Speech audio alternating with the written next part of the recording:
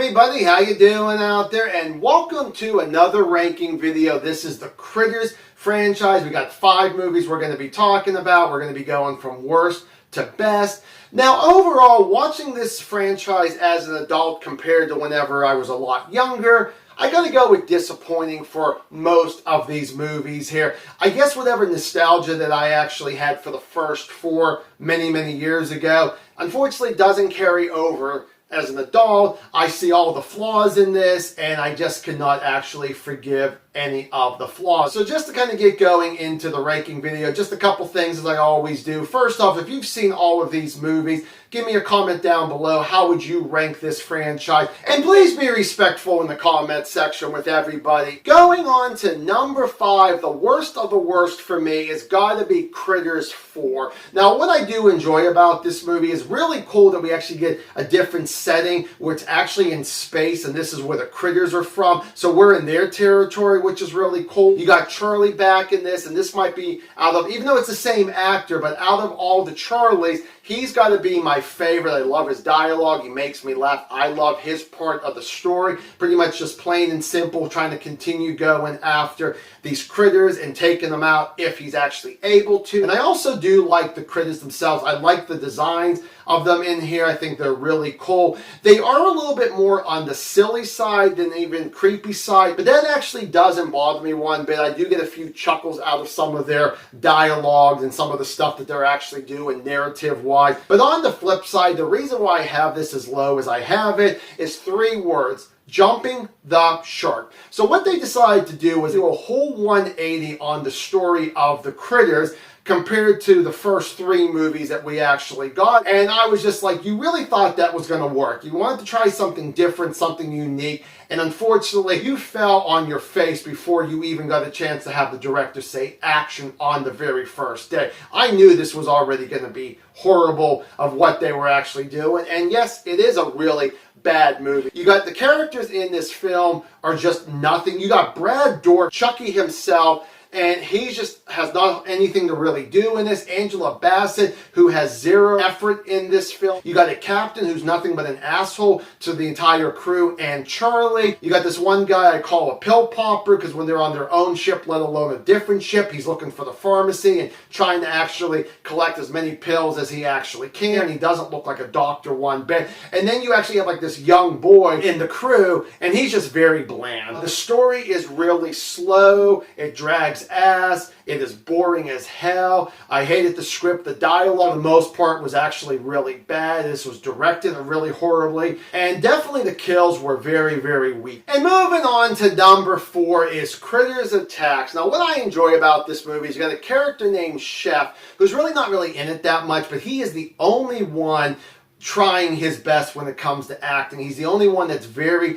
believable. And then the other is actually, we got a new critter that is actually all white, and it actually is human friendly. So I was like, okay, I'm very curious to see where this particular little monster story is going to actually kind of unfold and go. And when we do get to Act 3 with this monster, I will definitely say it's a decently good payoff. But on the flip side, when it comes to everybody else is acting is horrendous, is bad, is just horrible in every single way. Nobody has chemistry with each other in this movie, so I'm like, there's nobody to really actually latch on to. This is the first Critters movie so far that is rated R, just to give us a little extra gore and a little extra blood. I didn't give a shit about that one bit. The kills are just very lame and very silly. The story is just horrible. Dialogue is just bad. And I thought this was another one that was directed really badly. When it does come to the critters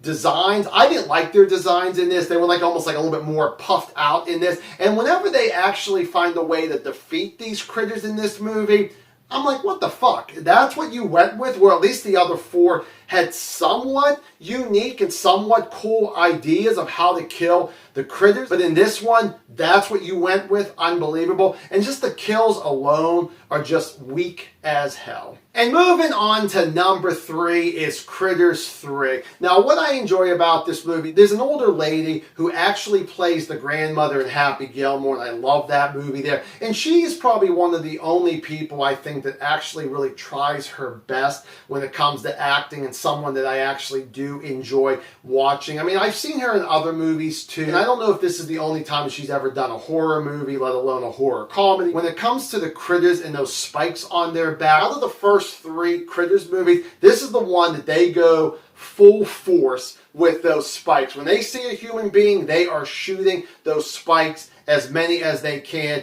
to actually paralyze them, to take out these humans so they can actually kill them, eat them. And then on the flip side, this movie takes place mostly in an apartment complex. Now, I sometimes can enjoy a one setting in an entire movie, but unfortunately this one really doesn't work for me. You can tell that this is really low budget compared to the first 2 here. When it comes to the story, it's very weak because there's hardly any meat on the bone in this one here. So, sorry critters, you're not going to really get too much out of your own little sequel. When it comes to the characters, even though that some of them at least do try their best, I'm not invested with any of the characters except the grandmother, and maybe actually the daughter a little bit. Got someone like Leonardo DiCaprio, and I don't care that much for his acting. You got Charlie actually in this one. Now, you see him pretty early in the movie and not until Act 3, so for about an hour of the movie, you kind of forget that he's even in the movie. When it comes to the critters, they actually are not that creepy or not that scary. There's even some scenes where they feel like that they're nothing but a joke. When it comes to maybe like the last like 3-4 minutes of this movie here, oh, go to hell. And number 2 is Critters 2, the main course. Now, what I enjoy about this movie is that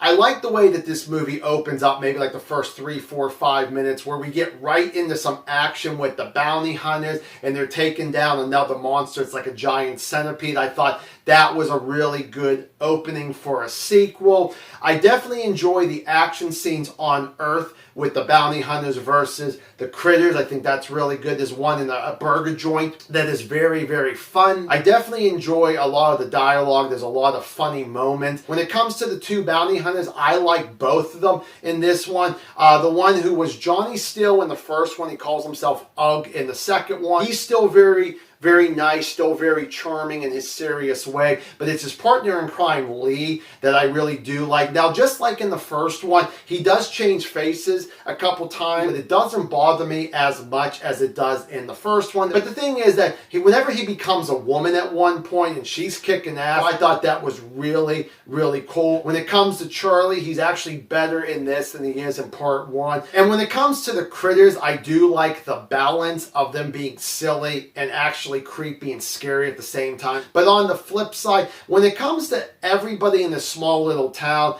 I do not give 2 shits about any of them. Their acting is horrible. I'm not impressed. I'm not invested in any of the characters. We even bring back Bradley, who was actually in the very first one, and he's the only family member from the first one who actually comes back. And he is so serious in this movie, and he's given attitude to a decent amount of people in this movie. Some people deserve it, and some people really do not deserve it. So he's not as fun as he was in the very first movie. I just felt like he didn't have a whole lot to actually do. I mean, even the one that I guess kind of is like sort of his love interest, she's a reporter, she is harping him a lot of times about, hey, what happened 2 years earlier in your life with these monsters from space. I didn't really care that much about her. When it comes to the story, this story is very thin. Maybe not as bad as the other ones I did actually mention here, but there really isn't a whole lot to actually go on with this story here. It's pretty much almost a somewhat copy and paste of the first one, but the only difference is that the critters were already still on Earth because of sort of what happens at the end of the first movie. But it's just okay, you get the bounty hunters coming back, trying to take them out, and I just didn't really care that much. It drags. There's even stretches in this movie that like nothing really happens, and I'm just very bored, and I'm rolling my eyes like, is anything exciting gonna happen? Oh no, not for a little bit. Oh look, the bounty hunters are finally showing up. Good. Now we can get some action going on there. And when it comes to the kills, The kills are so bad in this. There's only one good kill, and we don't even get it till like the end of the movie. And number one is the original Critters. And what I like about this movie is I like the way that this starts off, just like part two, where we get right to the point about these critters are very dangerous. They just escaped from their space prison. They steal a ship and they actually just take off. You get these two bounty hunters. The person who hired them explains a little bit about what they are, and they get going on their mission there. And what I like about both of these bounty hunters is that from the neck down, they look like they're human.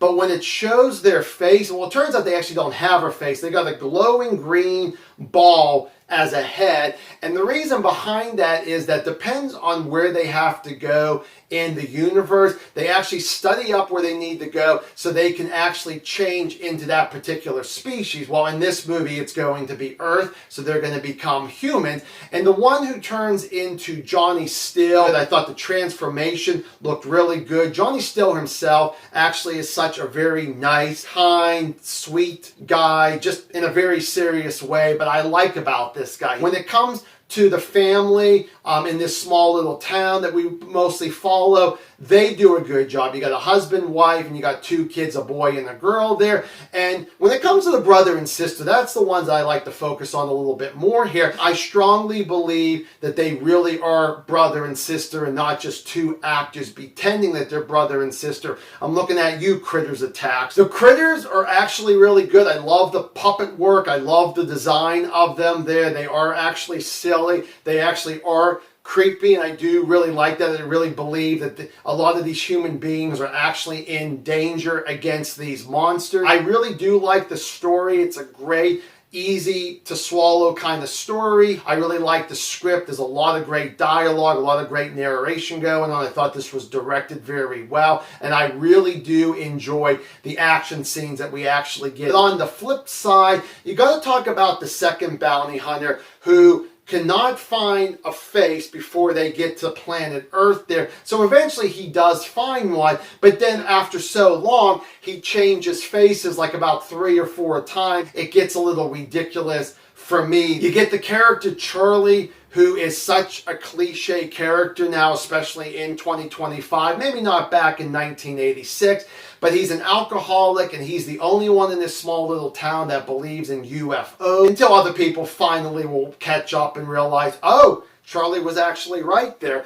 You actually have Billy Zane in the small part. He doesn't have a whole lot to actually do in this, and I kind of actually felt like he was actually wasted in this movie. When it comes to the kills, I'm not impressed with it one bit. Okay, folks, there is my ranking of the Critters franchise there. Hopefully you actually enjoyed it, and I will see you guys in the next video. Bye.